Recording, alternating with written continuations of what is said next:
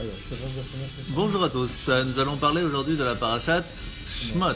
Alors on y va. Alors on va commencer avec une petite histoire.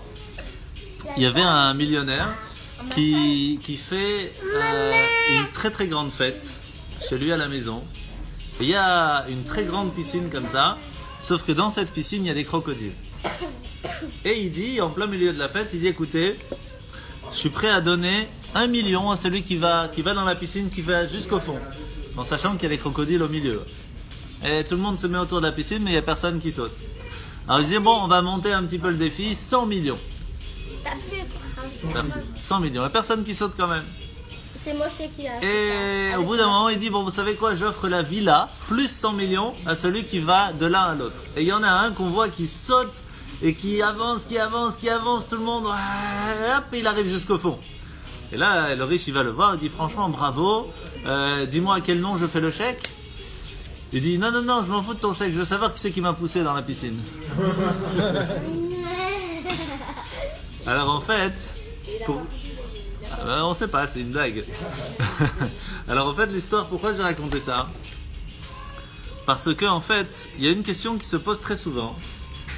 C'est que, oui ma grande, que très souvent on se pose la question, mais comment je suis arrivé là où j'en suis aujourd'hui? Qui c'est qui m'a poussé dans le bain de ce que je suis aujourd'hui? Et des fois ça peut arriver même dans un couple. Dans un couple, on se pose la question, mais comment j'ai fait pour en arriver là? Pourquoi je suis obligé de faire ci et obligé de faire ça? Bonjour. Bonjour, salut, ça va? Et surtout, la grande question qui se pose le plus souvent, c'est la question qui se pose sur la parnassa. Maintenant qu'on est marié, maintenant qu'on est obligé de travailler, entre guillemets, qu'est-ce qui se passe que on m'a poussé, entre guillemets, dans le monde du travail? Salut Boaz, ça va? Installe-toi. Qu'est-ce que maintenant je dois faire? Maintenant que on m'a jeté dans le monde du travail, dans la piscine du travail, comment je fais pour m'arriver? Qui c'est qui m'a poussé dedans? Pourquoi je suis obligé?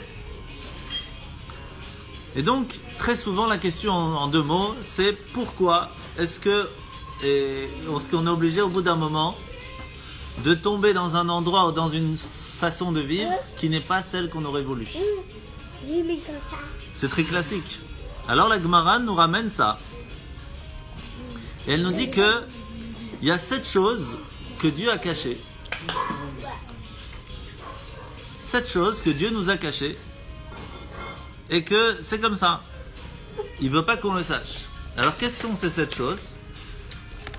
Alors la première, c'est le jour de la disparition de la personne. Quand est-ce qu'on va mourir? Il y a le jour de la consolation. La profondeur du jugement divin. On ne peut pas comprendre pourquoi il y a des choses qui se passent. Des fois, c'est pas compréhensible. On ne peut pas voir et comprendre et savoir ce qu'il y a dans le cœur de son prochain. On ne peut pas voir la pensée de l'autre. Mais pas dans le cœur. C'est encore un petit peu différent. Mais bon, c'est pas quelque chose qui est... Il faut savoir que même dans les 7 choses, on va voir qu'il y a quand même des petites choses que doucement ça a évolué. Même si on sait, et il y a des raisons pourquoi on ne savait pas. Comme par exemple, Hachem il a caché de savoir quel va être le sexe de l'enfant quand il est dans le ventre. Pourquoi est-ce qu'il a fait ça? Pour ne pas que les gens fassent des avortements, parce que c'est interdit. Maintenant, c'est plus actuel. Pardon? Mais aujourd'hui, ce n'est plus actuel. Mais c'est pour ça que la question... Pardon? Alors voilà. Donc la question se pose aujourd'hui, est-ce qu'on a le droit de savoir si c'est un garçon ou une fille? C'est pas si évident, puisque la Gemara nous dit que c'est une chose qui a été cachée pour ne pas qu'un avortement puisse arriver. Alors si on sait de toute façon que Chas v'Shalom on va jamais faire ça, alors il n'y a aucun problème d'aller savoir si c'est un garçon ou une fille. Mais il faut faire attention à cette histoire parce que malheureusement il y en a qui arrivent à l'avortement à cause de ce détail. Donc il faut faire attention. Et surtout, et on va faire... bon alors il y en a d'autres comme par exemple, quand est-ce que Mashiach va venir? Quand est-ce que... Ça, c'est la grande question. Oui, mais c'est des choses qui ont été cachées. C'est probablement la plus importante. Bien sûr. Mais il y a celle qui a été cachée, c'est celle de personne ne sait ce qu'il gagnera dans sa vie, combien il va gagner, dans quoi il va travailler, etc. Ça c'est quelque chose... Ah, salut. Bonjour, ça va, tout va bien? Ouh, bien fatigué. Bah voilà, à côté de la rail, il y a de la place, tranquille. Vous voulez vous asseoir ici à côté? Non. Ça fait trop d'années déjà que vous êtes assis. C'est ça. Ah oui, hein. Que ça continue encore de nombreuses années. En bonne santé. Et en bonne santé. Alors, Papa, tu peux poser, tu sais. c'est pour Perla. Quand elle a fini, tu lui donnes, ok? Alors, maintenant, il y a la question qui se pose, puisqu'on a compris qu'il y a des choses qu'on ne sait pas comment ça va se passer, pourquoi ça va se passer. Sur la paracha de la semaine, on voit que le peuple juif, Yaakov, va descendre en Égypte et va se retrouver en esclavage. Et la question qui se pose, c'est pourquoi est-ce qu'il y a eu une sorte de décret sur nos pères qu'ils ont été obligés de partir d'Israël pour se retrouver en exil en Égypte? Pourquoi? Il y avait la famille. Non, ça, il faut faire attention entre action et conséquence. L'action, c'est qu'il y a la famille. La conséquence, c'est qu'ils sont partis en Égypte. Parce que Hachem, il a dit à Abraham, Mais- et Abraham a dit à Mais, Yitzhak. attends, voilà. Alors, attends. Ok, d'accord. Raquel. Et Yaakov a dit à qui? À tous ses enfants. Alors, en fait, vous me dites que l'action, c'est qu'il y avait la famine. La conséquence, c'est qu'ils sont partis en Égypte. Mais c'est pas exactement ça. L'action, c'est qu'ils sont partis en Égypte. La conséquence, c'est qu'ils ont été esclaves pendant 210 ans. 200 en tout. On a expliqué la semaine dernière qu'il y avait une grande différence dans les chiffres. Combien c'était exactement? Ça veut dire un loup. Alors c'est ça la question. Qu'est-ce qui a été la cause principale pour que Dieu fasse qu'il y a la famine? Qui donc les amène que Yosef soit vendu? Qui arrive qu'il soit vice-roi? Qui a fait que, en fin de compte, quelle est la cause principale qui a fait qu'on soit en exil? C'est ça la question. Pourquoi? Être porteur de la révélation de la présence divine et l'humanisation, transporter chez la neshama de la spiritualité chez les personnes qui étaient complètement idolâtres dans ce peuple-là à cette époque. Alors, on va voir. D'abord, il faut savoir que très souvent, on fait cette erreur de dire, et entre guillemets, c'est pas tout à fait 100% erreur, mais en tout cas dans ce cas-là, oui. Mipnei chatainu galinu me'artzenu. On le dit dans la prière, à cause de nos fautes, on s'est retrouvé dans une terre étrangère, et à cause de cela, on est toujours en exil. On le dit même dans la prière, donc c'est pas tout à fait faux. Mais ici, c'est pas possible de dire que les Juifs à ce moment-là avaient fait tellement des erreurs. On parle des 12 tribus ici. Il y avait l'histoire de Yosef, ok, mais qu'est-ce qu'ils ont fait eux, les enfants? Ils sont arrivés en Égypte, il n'y avait rien de spécial. Pourquoi est-ce qu'ils ont été exilés en Égypte? Quelle était la raison? En plus, on sait très bien que... C'est sur un terrain très Pardon? glissant. Sur un terrain très glissant. Oui, bien sûr. Mais c'est pour ça que je dis que c'est pas la raison. Terrain très très glissant. Et en plus, on voit que il y a combien de parachas en tout? On va dire à peu près 54, d'accord? Sans compter, il y en a qui sont ensemble, etc. On va dire 54 pour les 54 semaines. Il y a combien de parachutes que le peuple juif se retrouve en Israël? Il n'y a pas énormément. Une grosse partie, c'est dans le désert, avant d'arriver en Israël. Et juste au début, un petit peu, il y a 7 parachutes et demi où on est encore en Israël. C'est rien sur 54. Et donc la question, elle est, comment ça se fait que le peuple juif va grandir, va naître, pas en Israël, mais d'Afka en dehors d'Israël? En fin de compte, le peuple juif, il est né où? En Égypte et au Sinaï. Et 40 ans dans le désert, c'est ça qui les a fait grandir, qui les a fait bouger un petit peu, devenir un peuple. Mais tant qu'ils étaient encore en Israël, Abraham, Yitzhak, Yaakov, il n'y avait pas encore toute cette histoire de peuple juif vraiment. Ça commençait, mais c'était pas encore tout. Les 40 ans Ça les a fait bouger, hein. On démontre surtout qu'il fallait éliminer L'ancienne génération, bien sûr. Oui, ils n'avaient pas la Torah, mais ils avaient, par exemple, les premiers patriarches, ils avaient déjà la paracha en eux et ils pratiquaient déjà le Oui, tout à fait. Mais en fin de compte, le peuple juif a grandi bien sûr. en Chutzlaret. Oui, bien sûr. C'est là que ça a commencé le monothéisme, bien sûr. Alors maintenant, on voit que notre paracha commence par le mot Ve'ele Shemot. Et voici les noms. Il y a un vav. Quand on dit le vav au début d'un mot, ça veut dire et. Ça veut dire qu'on vient faire un lien avec ce qu'il y a avant. Ça veut dire, et on dit comme ça. Et voici les noms de ceux qui on a parlé de la dernière fois sont toujours les mêmes qui arrivent maintenant. Ça veut dire que toutes les personnes qui sont sorties d'Israël, qui étaient en train de faire la Torah, etc., sont toujours les mêmes qui sont arrivés en Égypte. Il n'y a pas eu de différence, ils n'ont pas changé parce qu'ils ont changé d'endroit. Donc on voit quand même qu'il y a quelque chose ici d'important à savoir qu'il y a un lien entre les deux. Ce qui fait que ce qui s'est passé avant nous apprend la raison aussi. Pourquoi est-ce qu'ils sont arrivés ici ? Donc la question, elle est, qu'est-ce qu'ils ont bien pu faire ici, juste avant, pour pouvoir se retrouver en Égypte ? Et la réponse, c'est Aaron qui l'a donnée il y a 2 minutes. C'est parce que tout simplement, lorsqu'il y a eu l'alliance entre Dieu et Abraham, Dieu il a dit à Abraham, sache que tes enfants et tes petits-enfants vont se retrouver en Égypte pendant 400 ans. Et Abraham, il n'a rien dit. Il a dit, ok, ça marche. Alors que quand Hachem, il va dire à Abraham, tu sais, on va détruire Sodome et Gomorrhe, et bien là, il a dit non. Et il s'est battu, même si ça n'a pas marché, mais il s'est battu. Et quand il dit, tu sais quoi, tes enfants, tes petits-enfants vont se retrouver en Égypte, ok, ça marche, ça roule. C'est un peu spécial comme histoire. En plus, oui. Alors, en plus, ici, quand on commence la paracha, on dit Veleshmot, etc., Abaim Mitzrayim, qui viennent en Égypte. Ça veut dire qu'ils étaient au courant de quelle Égypte ils allaient arriver. Ils ont pris le choix d'y aller en sachant qu'il y allait avoir l'esclavage.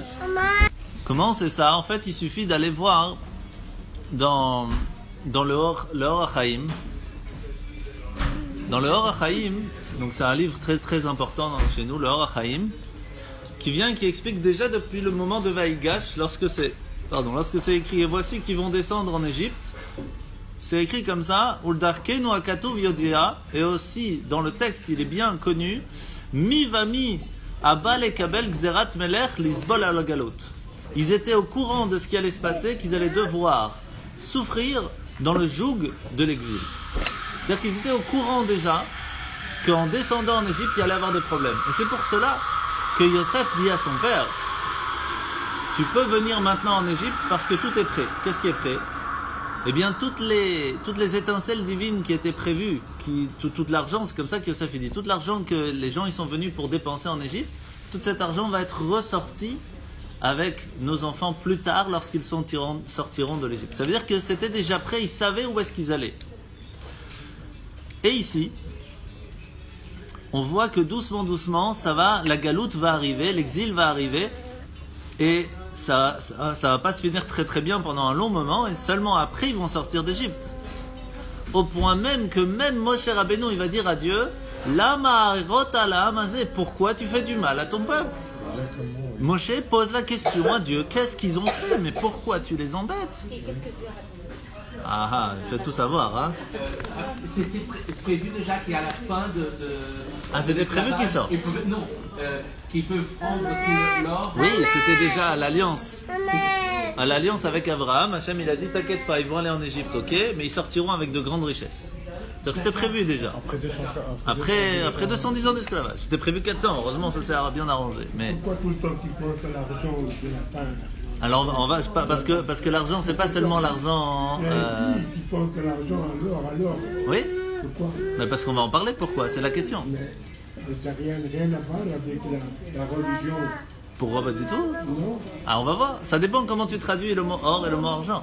Tout est relatif. Alors on va voir. Or, c'est la lumière. D'abord, il faut savoir que l'exil s'est fait en 3 étapes. La première, lorsque Myriam est née. La deuxième, lorsque Aaron est né. Et la troisième, lorsque Moshe est né. Pourquoi ? Parce que lorsque Myriam est née, le mot Myriam, ça vient du mot mirour. Mar, amer. C'est le moment où il y a eu le commencement de l'esclavage égyptien, où Pharaon les a fait travailler de façon très dure. À ce moment-là, Myriam est née juste avant que ça commence pour dire au peuple juif, sachez qu'il y a quelque chose de dur qui va arriver, mais c'est déjà prévu. Un peu après, qui c'est qui arrive au monde ? Aaron. Aaron, ça vient du mot Erayon, qui veut dire enceinte. Ça veut dire qu'à ce moment-là, Hachem il dit au peuple juif, sachez qu'il va avoir un problème avec les femmes enceintes, et Pharaon arrive et dit, tous les bébés, il va falloir les jeter dans le Nil, tous les garçons. Donc c'est-à-dire que c'était déjà prévu avant. Et les filles, on les fait... Et les juifs, on les fait vivre. D'accord. Les filles, on les fait vivre. Les juifs, les filles, on les fait vivre. Pourquoi ? Parce qu'en fait, c'était pour les faire vivre comme les Égyptiens. C'était encore pire. Et en fin de compte, Et en fin de compte, qu'est-ce qui va se passer? Qui c'est qui va naître en fin de compte le troisième? C'est Moshe. Moshe, pourquoi? Ça veut dire Mina Moshe Mishitiyu, ça veut dire ils vont être sauvés par l'eau. Et oui. Et donc c'est un petit peu le message, t'inquiète pas, même si pour l'instant ils sont jetés dans le Nil, c'est le même Nil entre guillemets qui va s'ouvrir, c'est l'eau qui va s'ouvrir quand vous allez sortir d'Égypte. C'est entre guillemets les 3 étapes qui préparent. Non, bien sûr, c'est la mer Rouge, c'est sur l'eau. Minamaim, c'est pas écrit le Nil, Minamaim, Mishitou. Donc on voit ici que pendant 86 ans, comme on a expliqué la semaine dernière, en fin de compte 86 ans, il y a eu toutes ces difficultés qui ont amené l'esclavage égyptien et puis en fin de compte le sauvetage de l'Égypte. Et donc cette grande question, où est-ce qu'il était le bon Dieu à ce moment-là? Qu'est-ce qu'il a fait les Hachem? Pourquoi il nous a fait? Qu'est-ce qu'on a fait tellement de grave pour pouvoir mériter de devoir travailler et d'être esclave en Égypte? Mazé? Ah, Misham, ok, Toda. C'est-à-dire et donc c'est pas du tout facile en sachant que cette question n'a pas été posée par n'importe qui. Cette question a même été posée par Moshe. Moshe il dit à Dieu, mais Makara, Lama erotala amazé, pourquoi est-ce que tu fais du mal à ton peuple? Qu'est-ce qu'il t'a fait? Oui. Sur ça, c'est une question qui est dure, qui revient assez souvent malheureusement, mais qui est très dure. Un terrain très glissant. Oui, non mais je sais. Sur ça, il y a à la fin du Midrash une raison qu'on va pas prendre maintenant parce que c'est pas exactement ça la raison. On va voir que c'est pas possible de dire ça en tout cas à 100%. Que étant donné qu'Avraham Avinu il va entre guillemets faire une petite erreur, pas erreur, mais c'est-à-dire qu'il n'a pas fait entièrement son travail. À cause de cela, il va mériter que ses enfants vont avoir. Mais ça, c'est pas possible de dire à 100%, sans compter que après les enfants, ils vont pas faire ces mêmes erreurs, etc. Et même nous aussi, qu'est-ce qu'on a fait tellement pour pouvoir mériter d'avoir toutes ces galères dans toutes les générations. Alors, je sais pas si vous vous rappelez, il y a 2-3 semaines, on avait parlé de la vente de Yosef, et on se rend compte que c'est un petit peu la vente de Yosef qui a fait que. Mais Yosef nous dit lui-même que c'est pas ça, puisque Yosef nous dit, il dit à ses frères, c'est pas votre action de m'avoir vendu qui m'a fait amener là-bas. C'était déjà prévu par Hachem. Vous n'avez été que un intermédiaire sur ce que Dieu a voulu. C'est-à-dire que même la vente de Yosef, on ne peut pas dire que c'est à cause de la vente de Yosef qu'on est parti en Égypte. C'est pas possible. Pour ça, on va essayer de comprendre une autre question. C'est écrit comme ça. Ger Yezaracha. Ici, c'est écrit comme ça. Une grande question qui se pose sur l'Égypte, comme vous avez parlé tout à l'heure. Le peuple égyptien nous a fait énormément de mal pendant plusieurs générations. Et après, on sort de là, et Hachem il nous dit, vous n'aurez plus le droit de vous installer en Égypte. La question elle est, comment ça se fait alors que par rapport à l'Égypte, par rapport à tous les autres pays où on a eu plein de problèmes, sur l'Égypte précisément c'est écrit, et vous ne retournerez plus en Égypte, vous n'allez plus vous installer en Égypte. C'est comme ça que c'est marqué? Alors, comment vous voulez que je vous lise le texte pour être sûr? C'est écrit comme ça. Ki asher ra'item et Mitzrayim hayom, comme vous le voyez l'Égypte d'aujourd'hui, lo tosifu lirot otam ad olam. Vous n'allez plus le revoir, plus jamais. C'est pour le peuple, c'est pas pour l'individu. Et qu'est-ce qu'il nous dit le Rambam sur ça? Umutar lishkon bechol haolam chutz me'eretz Mitzrayim. Maïmonide lui-même nous dit on a le droit de s'installer partout dans le monde, sauf en Égypte. C'est très difficile puisque Maïmonide lui-même, c'est lui qui le marque, attention. Alors c'est la question que je ramène tout de suite, bien sûr. Je m'attendais directement à votre.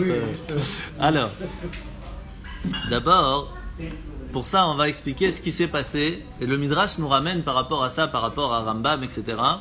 Et il nous dit comme ça. Après au temps du deuxième temple, il y a eu une très très très grande communauté juive qui s'est installée à Alexandria, donc c'est Alexandre, ok, et qui s'est installée où? Alexandrie, en Égypte. Par le mérite de qui? Entre autres par le mérite d'Alexandre, etc., sans rentrer dans le détail. Au point même que c'est écrit comme ça dans la Gemara Souka. Dans le Talmud Souka, c'est écrit comme ça, regardez bien. Michelora, Diul Falston, Alexandria Shel Mitzrayim, celui qui n'a pas vu la grande synagogue de Alexandria en Égypte, l'Ora'ak Vodam Shel Israël n'a jamais vu la qualité de l'honneur et du respect qu'on a donné au peuple juif. C'est énorme. Elle était extraordinaire. Non, elle est finie. Tellement que c'était grand, c'est écrit dans la Gemara qu'on n'entendait pas le Chazan partout tellement c'était grand. Il existe encore. Non, mais aujourd'hui il n'y a plus rien de ça, il ne reste plus rien. Mais en fin de compte, qu'est-ce qui s'est passé? Le roi romain, il a tout détruit, tout ce qu'il y avait là-bas. Tout cassé, c'est fini, il ne reste plus rien. Pardon? Je ne sais pas c'est lequel, en tout cas il a tout détruit. Sur ça, on voit que ces derniers temps, on voit bien que dans les années 70, les années 70, il y a eu un lien qui s'est fait entre l'Égypte et Israël, et heureusement, puisque c'est comme David qui s'est fait. Donc, on voit qu'il y a certaines choses qu'on a posé la question aux rabbinim d'aujourd'hui. Est-ce qu'on a le droit d'aller en Égypte? Parce que les journalistes israéliens sont partis voir le rabbi Ovadia Yosef. Le rabbi Ovadia Yosef pour poser la question, est-ce qu'on a le droit d'aller en Égypte pour interviewer, pour signer les accords, etc.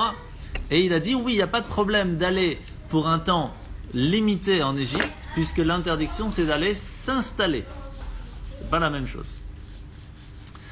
Donc, on comprend donc bien de là, de façon claire, que l'interdiction d'aller en Égypte, elle est de s'installer en Égypte et pas d'aller visiter ou d'aller pour un certain temps limité. Maïmonide a vécu combien de temps là-bas quand même? Il est allé presque. Il est allé à 27 ans, il est parti de ce monde à 69 ans. Donc ça fait quand même 42 ans. 42 ans, il est resté là-bas. Il est arrivé à Alexandrie à 27 ans. Ah oui, vous avez raison. Donc, il est parti, vous avez raison, il est parti d'abord en Espagne, après au Maroc, et après il a vécu, etc. En tout cas, il était pendant un certain moment en Égypte. Donc, et en plus ça tombe bien, puisque c'est vendredi, le Chav Tevet, que c'est son Yortzeit au Maïmonide. Et donc, en fin de compte, il a vécu quand même en Égypte pendant un certain long moment.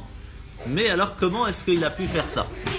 La raison, elle est que, tout simplement, qu'on sait qu'il y a même d'autres grands rabbanim, comme le Radvaz, Rabbi David Ben Zimra.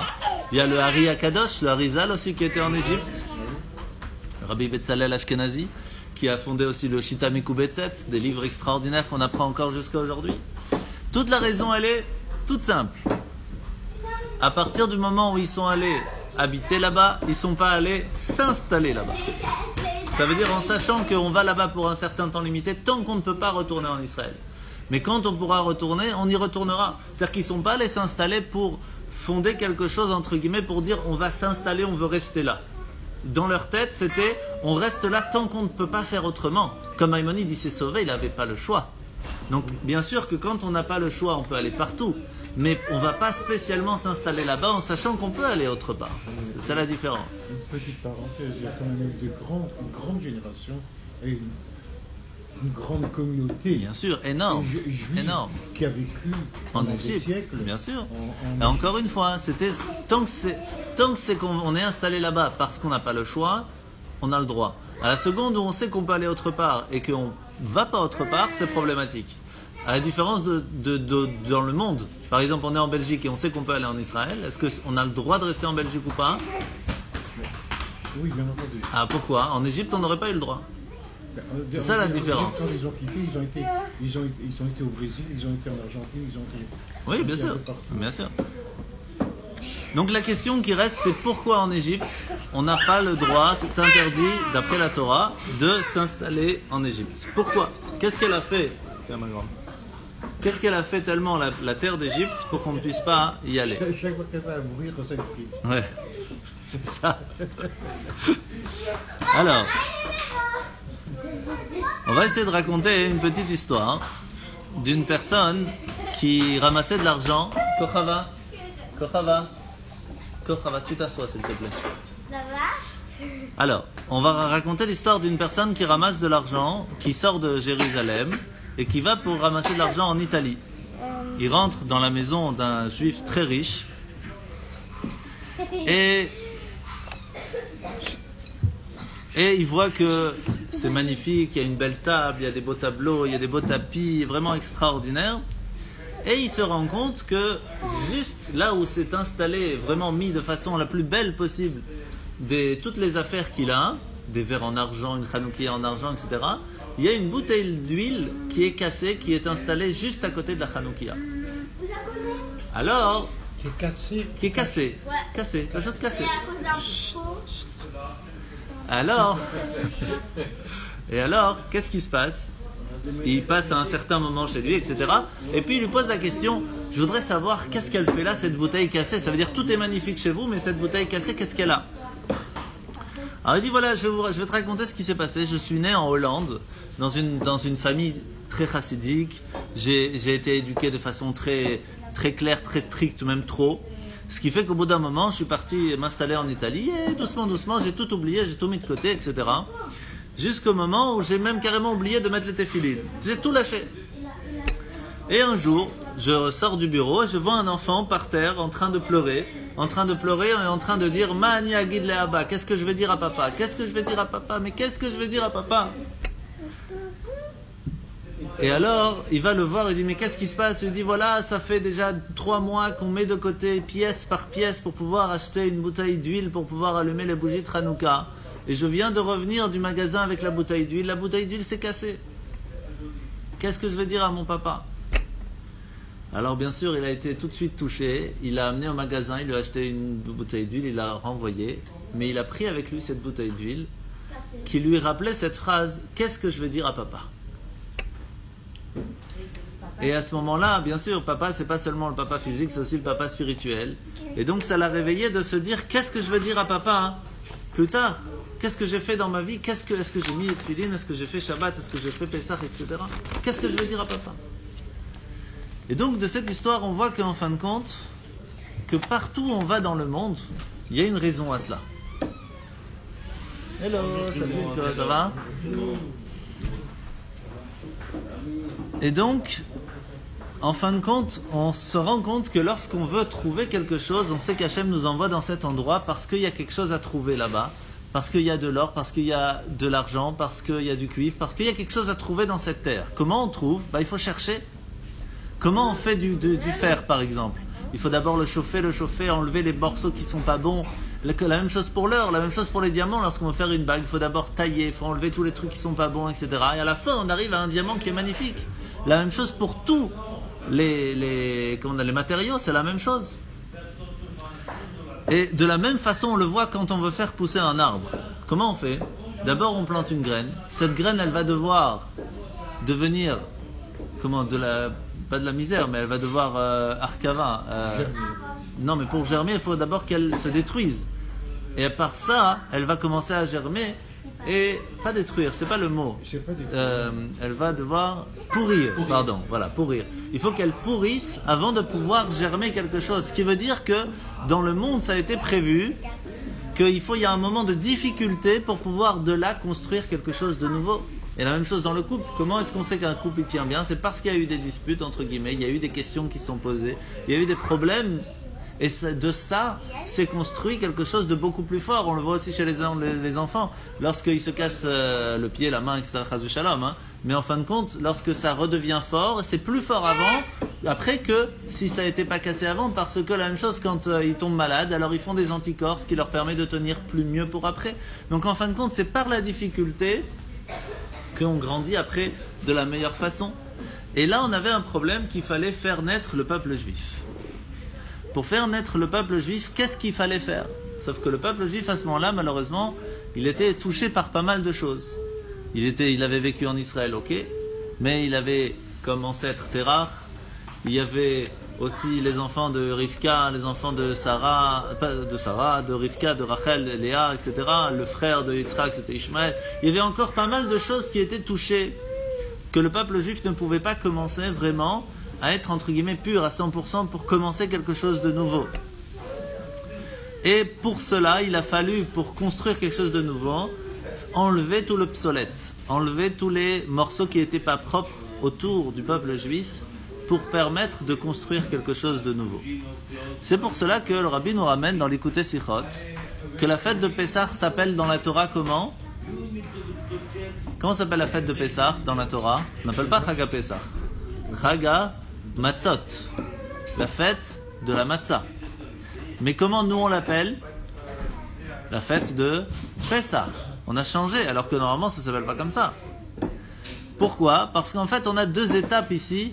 Comment le peuple juif s'est fait au moment de la sortie d'Égypte. D'abord, il y a eu le matzav de Matzah. Matzah, c'est quoi? C'est qu'on était complètement annulés, on était esclaves, on valait rien. Mais de là, on a Pessah, on a sauté d'un niveau extraordinaire. C'est-à-dire qu'il y a eu deux étapes. Il y a eu le moment où on était complètement écrasés, mais de là, ça nous a amené à un niveau beaucoup plus haut. De la même chose, on comprend alors que même les rabbaïm Chabad, Lubavitch, on voit qu'ils presque tous ils sont allés en prison, et c'est en sortant de prison qu'ils ont été encore meilleurs, parce qu'ils ont continué et encore mieux, ils ont envoyé la Torah Chassidut. C'est ça. C'est ça.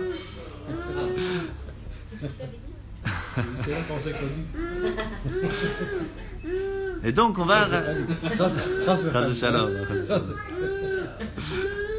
Alors... Il y a différentes sortes de prisons aussi. Ah oui, tout à fait, tout à fait, tout à fait.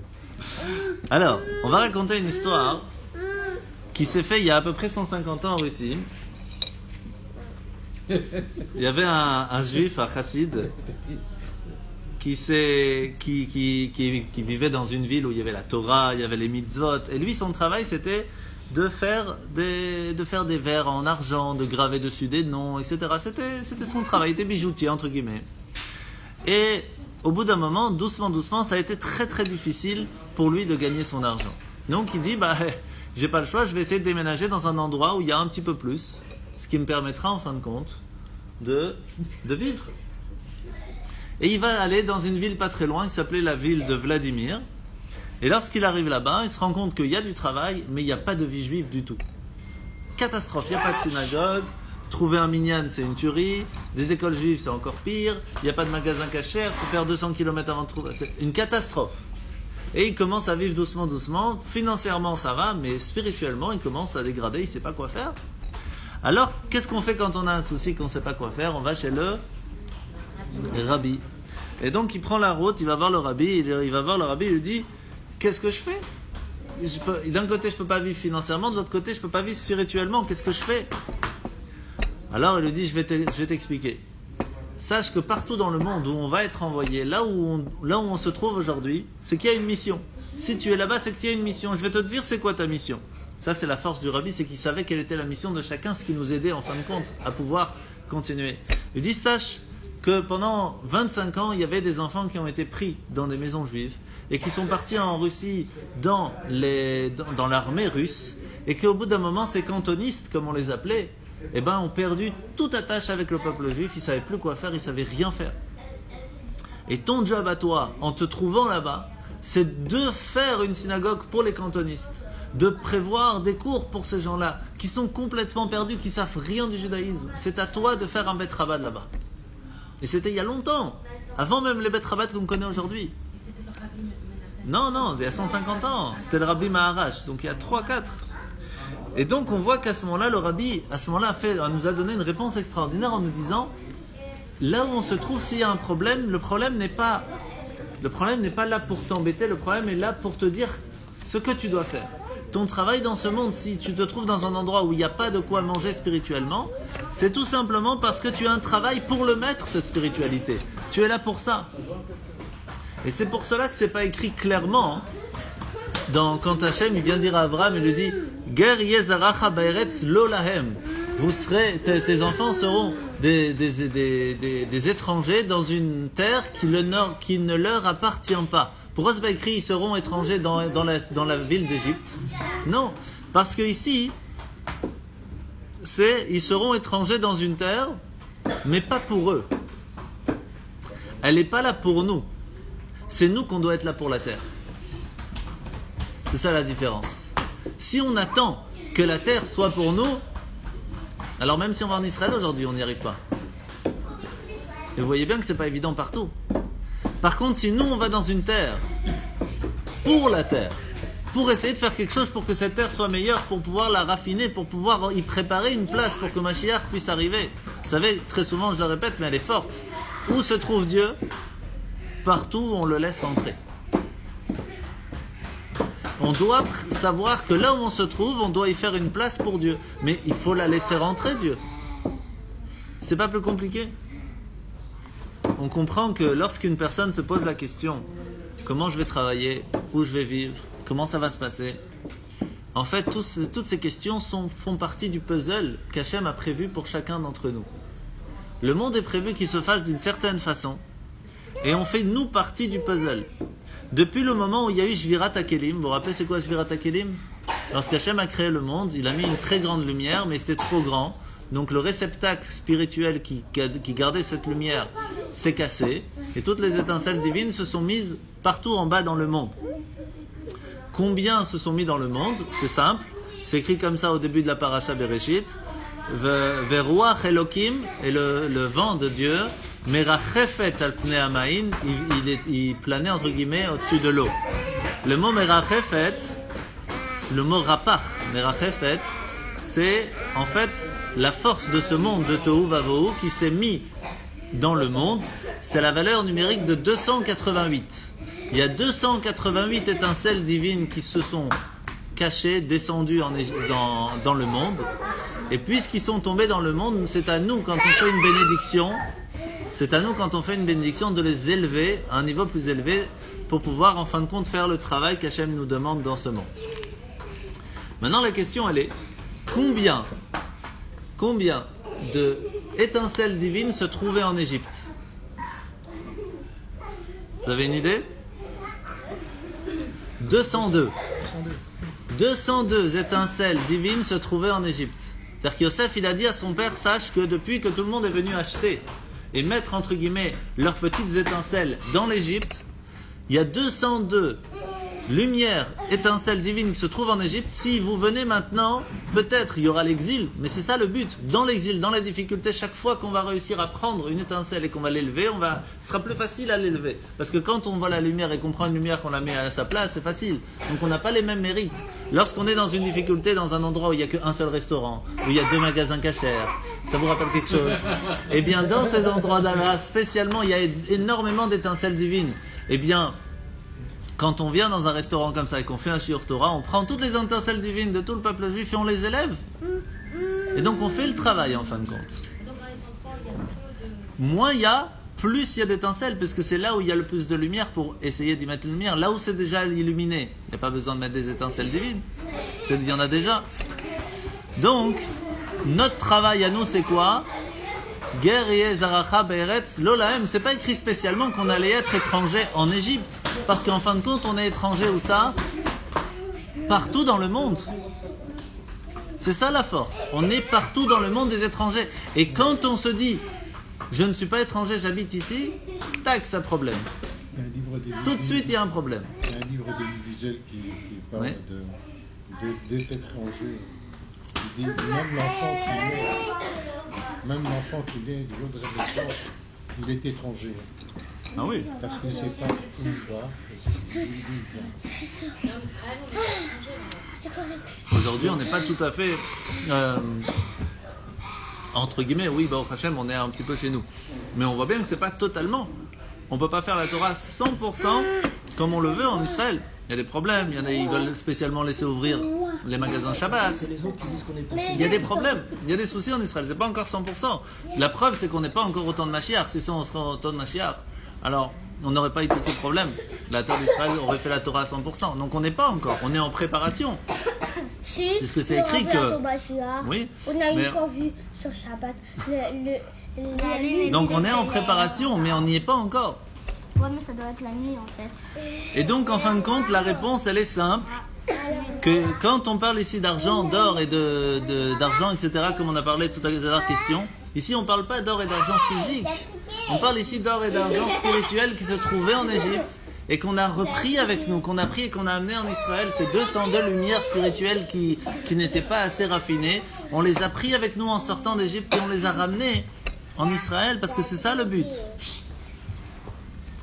Et c'est pour cela que le peuple juif se trouve partout dans le monde. Pour cela qu'on est dispersé dans le monde.